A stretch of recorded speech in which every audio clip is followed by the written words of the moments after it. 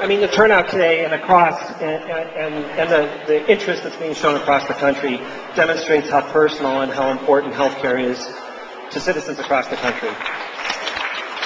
Largely, I think people's apprehension about this, about what's pending in Congress at this point, is because they're unsure of what's going to wind up happening. It's a matter of trust and whether or not they're being represented in Congress the right way.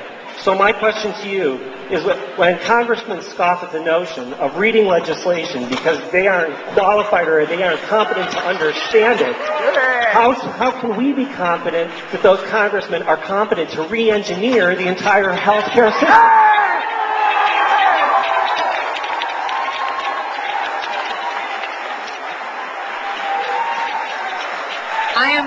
I am not a member of Congress, have never been. That's just a fact. I'm just telling you. My observation is, I have never seen members of Congress work harder on it. It is unacceptable to me for somebody to hours and hours and hours and hours have been spent. If people say they haven't read the legislation, then tell them to go back and read it. We do. It's available.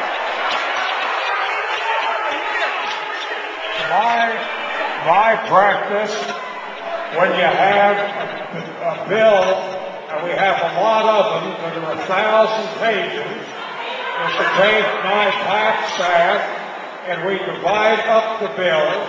We have to make judgments very fast. We give about...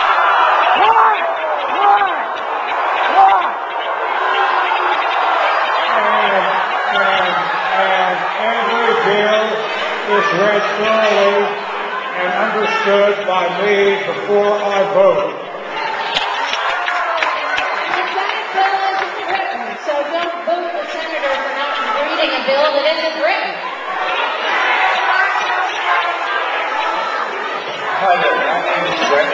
My father's 82 years old, and on Friday last week I took him to the hospital with congestive heart failure. He's fighting cancer, and that causes him to retain water, which gives him congestive heart failure. I'm sure you're familiar with it, Senator. When we took him into the hospital, I took with me 5 pages of his medical history.